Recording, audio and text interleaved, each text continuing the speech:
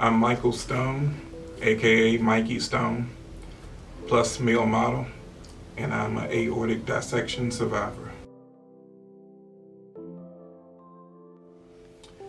The initial signs that something wasn't going right with my health started in 2004. I went for a routine checkup with my doctor, did some blood work, and with that blood work came back a higher than normal creatinine level. Creatinine is the amount of substance within your kidney. Regular creatinine is supposed to be 0 or -1, -2, so forth. And mine was at 0.1 at that point. So that's when I knew something wasn't right. I had many high blood pressure episodes, mainly because I was not being compliant. I was non-compliant. And that's something that is seriously a major factor in how things went with my health. There were several times where I had terrible headaches, migraines from high sodium foods because I'm a foodie, I love food.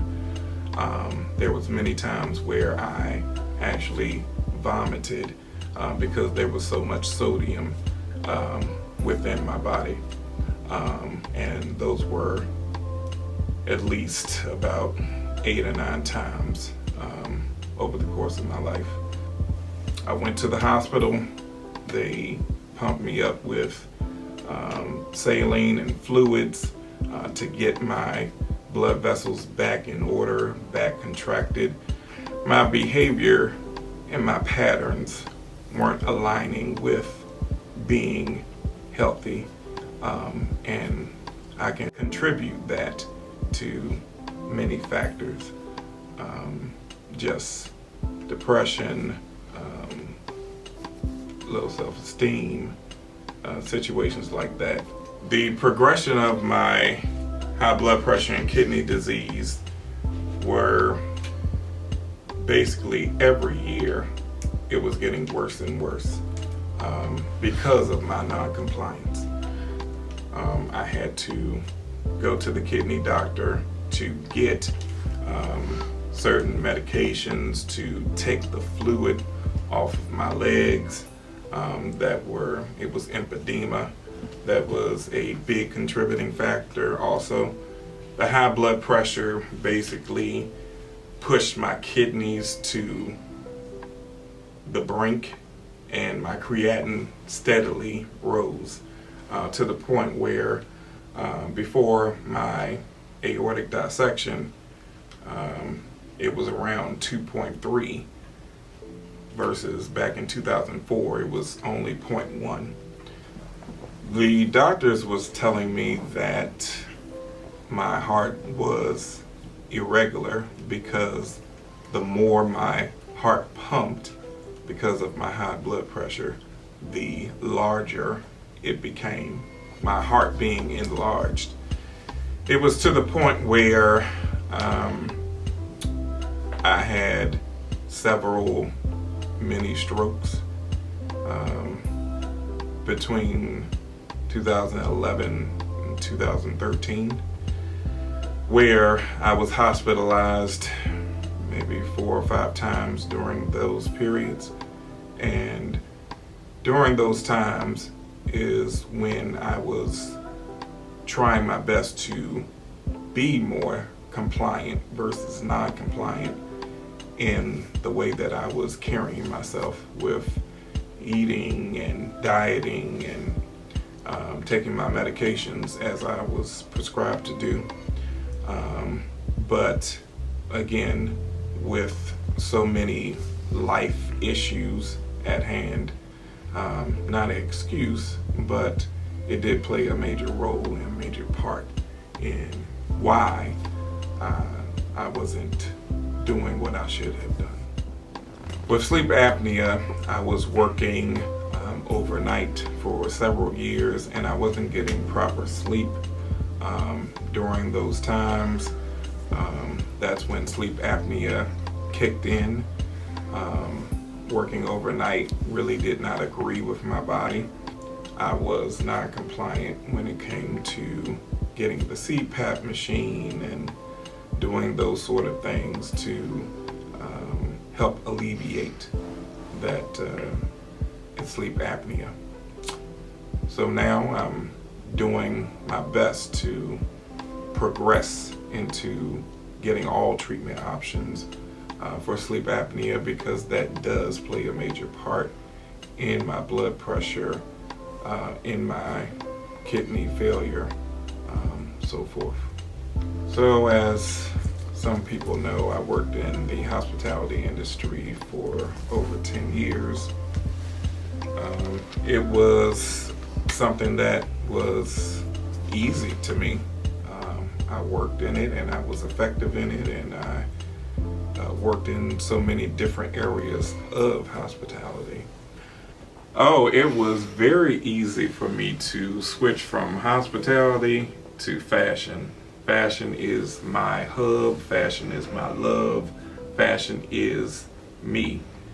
And I knew that I was just doing the 9 to 5 because I needed a paycheck. I needed to, make a living.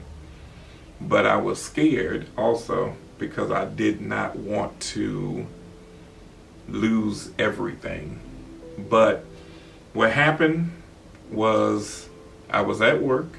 My manager really pissed me off, and when she pissed me off, I just wrote my resignation right then and there. I didn't have any plan. All I knew was I have a gift. I need to share it with the world, and I need to get off of myself. I was blocking myself from being the person that I am today. Everybody has a gift. Everybody is supposed to have a legacy as well. But what kind of legacy are you going to leave? And I didn't want to leave a legacy where I just clocked in and out every day. So I started to make room for myself using my gifts. And the first gift that I started using was singing, actually. Out of all of my talents, I started singing first, started going to writing sessions, studio sessions, and I started that, and then I dabbled into modeling. Once I started doing that, I built a platform under Instagram, Facebook, and started shooting with my cousin. My cousin got my iPhone, and we started shooting around the city that I live. And when I started to do that, I got some buzz from local artists, and there was a particular person by the name of Danielle. She was a local runway show producer, and she saw my pictures on Instagram, and she asked me to come into one of her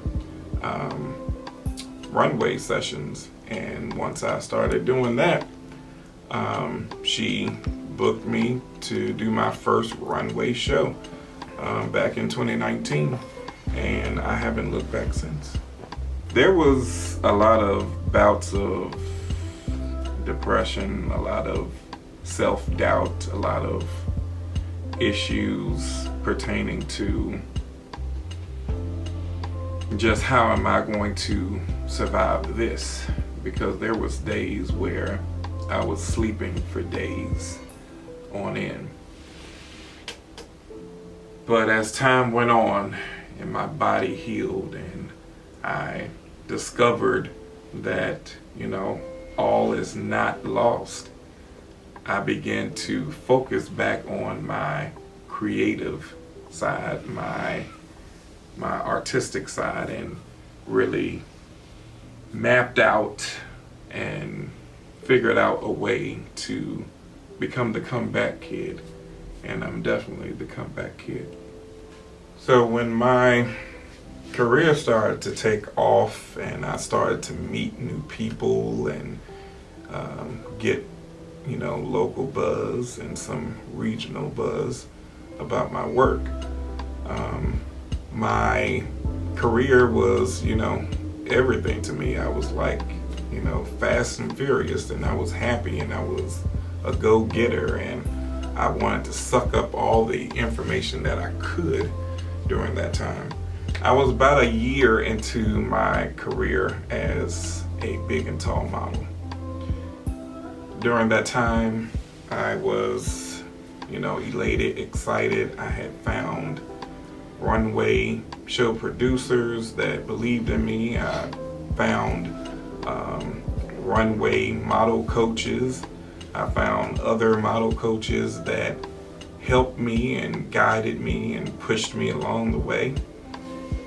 But during the pandemic, for everybody in the modeling industry and frankly the world pretty much stopped.